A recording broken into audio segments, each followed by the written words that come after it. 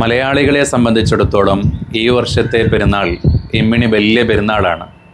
കാരണം കഴിഞ്ഞ 20 വർഷക്കാലത്തോളമായി വിദേശത്തെ ജയിലിൽ കിടക്കുന്ന അബ്ദുറഹീമിനെ മലയാളികളായ നമ്മളെല്ലാവരും ഒരുമിച്ച് നിന്നുകൊണ്ട് 34 കോടി രൂപ സമാഹരിച്ചു. അങ്ങനെ ദയാവധം സ്വീകരിച്ചുകൊണ്ട് ആ കേസിൻ്റെ എല്ലാ കാര്യങ്ങളും തീർപ്പായി. ഇൻഷാ അല്ലാഹ് ദിവസങ്ങൾക്കുള്ളിൽ അല്ല മണിക്കൂറുകൾക്കുള്ളിൽ പ്രിയപ്പെട്ട ഉമ്മയെ കാണുന്നതിന് വേണ്ടി റഹീം നമ്മുടെ നാട്ടിലേക്ക് വരുന്നു എന്നത് നമുക്ക് ഈ പെരുന്നാളിന് ഇരട്ടി മധുരം പകരുന്ന ഒരു വാർത്ത തന്നെയാണ്. പെരുന്നാളുകളായിക്കോട്ടെ മറ്റ് ആഘോഷങ്ങളായിക്കോട്ടെ, ഇസ്ലാമിനെ സംബന്ധിച്ചിടത്തോളം എല്ലാ ആഘോഷങ്ങളും മനുഷ്യനോട് ചേർന്ന് നിൽക്കുക എന്നതാണ് മുന്നോട്ട് വയ്ക്കുന്നത്.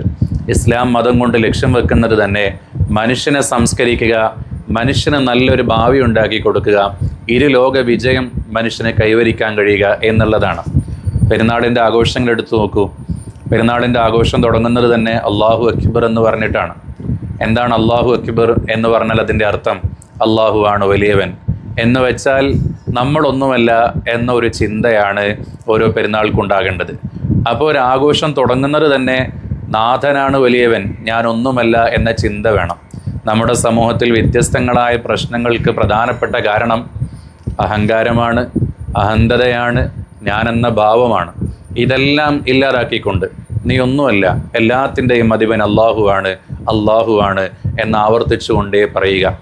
പെരുന്നാൾ ദിവസത്തിൻ്റെ സുബഹി തൊട്ട് പെരുന്നാൾ നിസ്കാരം വരെ ഉള്ള സമയത്ത് ഏറ്റവും കൂടുതൽ അധികരിപ്പിക്കേണ്ടതും ഈ ദിക്റാണ്. എന്ന് വെച്ചാൽ നമ്മളെ സംസ്കരിക്കുന്നു. നമ്മുടെ മനസ്സിൽ അഹങ്കാരം ഉണ്ടെങ്കിൽ അതിനെ ഇല്ലാതാക്കുന്നു.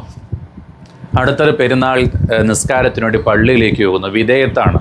നേരത്തെ നമ്മൾ പള്ളിയിലേക്ക് എത്തുന്നു, പള്ളിയിൽ ചെന്നുകൊണ്ട് അവിടെ നിസ്കാരത്തിൽ പങ്കെടുക്കുന്നു. എല്ലാവരും ഒരുപോലെ ഇരുന്ന് ഖതീബിൻ്റെ പ്രഭാഷണങ്ങൾ കേൾക്കുന്നു, പരസ്പരം ആശംസകൾ കൈമാറുന്നു, കാലങ്ങളായി മിണ്ടാതിരുന്നവനോട് മിണ്ടുന്നു, കുടുംബബന്ധങ്ങൾ ചേർത്തുന്നു. ഇങ്ങനെയൊക്കെയാണ്. അടുത്തത് ബലിയാണ്. ഉളുഹിയ്യത്ത് ബലികർമ്മത്തിലൂടെയും മുന്നോട്ട് വയ്ക്കുന്നത് ഈ ഒരു ഇക്വാലിറ്റിയും എല്ലാം ഇതിൻ്റെ ഉള്ളിൽ കാണാം. നിങ്ങൾ നോക്കൂ, ഉളുഹിയ്യത്തിൻ്റെ മാംസം ബലി അറുക്കുന്നവൻ ഭക്ഷിക്കൽ ശക്തിയായ സുന്നത്താണ്, ശക്തിയായ പുണ്യമുള്ള കാര്യമാണ്. മറ്റുള്ളവർക്ക് കൊടുക്കലും പുണ്യമുള്ള കാര്യമാണ്. അവിടെ ബലി നൽകുന്നവൻ ഞാൻ വലിയവനാണ്, അതുകൊണ്ട് ഉളുഹിയ്യത്തിൻ്റെ മാംസം ഞാൻ ഔദാര്യമായി കൊടുക്കുന്നതാണ്, എനിക്ക് ആ മാംസം കഴിക്കൂല, അത് കഴിക്കേണ്ടതില്ല എന്ന ചിന്തയല്ല ഇസ്ലാമിനുള്ളത്. ഉളുഹിയ്യത്തിന് നിങ്ങൾ ബലി നൽകുന്ന മാംസം അത് ഇബാദത്താണ്, ആരാധനയുടെ മാംസമാണ്. അതുകൊണ്ട് അതിൽ നിന്ന് നീയും നിൻ്റെ കുടുംബവും നിർബന്ധം എന്ന പോലെ അല്പം കഴിച്ചോളണം. ബാക്കിയുള്ളതാണ് നീ സ്വതക്ക ചെയ്യേണ്ടത്, ബാക്കിയുള്ളതാണ് നീ മറ്റുള്ളവർക്ക് കൊടുക്കേണ്ടത് എന്നാണ് ഇസ്ലാം പഠിപ്പിക്കുന്നത്.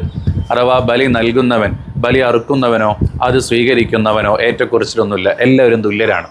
ഇനി അടുത്ത ആഘോഷങ്ങൾ പറയുന്നത് കുടുംബങ്ങളെ സന്ദർശിക്കുക, അതുപോലെ രോഗികളെ സന്ദർശിക്കുക, അപ്പം മറ്റുള്ളവരോട് മിണ്ടുക, ഇങ്ങനെയുള്ള കാര്യങ്ങളാണ്. എങ്ങനെ നോക്കിയാലും പെരുന്നാൾ മുന്നോട്ട് വയ്ക്കുന്നത് മനുഷ്യനോട് ചേർന്ന് നിൽക്കാനാണ്, മനുഷ്യനിലോട്ട് പടരാനാണ്, മറ്റൊരു മനുഷ്യൻക്ക് ആശ്രയം പകരാനാണ്. അതുകൊണ്ട് നമ്മുടെ പെരുന്നാൾ ആഘോഷങ്ങളെല്ലാം മനുഷ്യനോടൊപ്പമാവുക, മനുഷ്യനോട് ചേർന്ന് നിൽക്കുക, മനുഷ്യൻ്റെ വേദനകളോട് ബുദ്ധിമുട്ടുകളോടൊക്കെ നമ്മൾ ചേർന്ന് നിന്നുകൊണ്ട് നമ്മളാൽ കഴിയുന്ന രൂപത്തിൽ ഒരാളുടെ കണ്ണീരൊപ്പിക്കൊണ്ട് ഈ പെരുന്നാളിനെ ആഘോഷിക്കാൻ നമുക്ക് കഴിയണം. പ്രിയപ്പെട്ടവർക്കെല്ലാവർക്കും സുലൂക്ക് ഹാബിച്വൽ ലൈസിയത്തിൻ്റെ എല്ലാ രൂപത്തിലുള്ള പെരുന്നാൾ ആശംസകളും നേരുന്നു. നിങ്ങളൊക്കെ ദുആ ചെയ്യണം. ഈദ് മുബാറക്. തഖബ്ബലല്ലാഹു മിന്നാ വമിൻകും സ്വാലിഹുൽ അഅമാൽ. അസ്സലാമു അലൈക്കും വറഹ്മത്തുള്ളാഹി വബറകാതുഹു.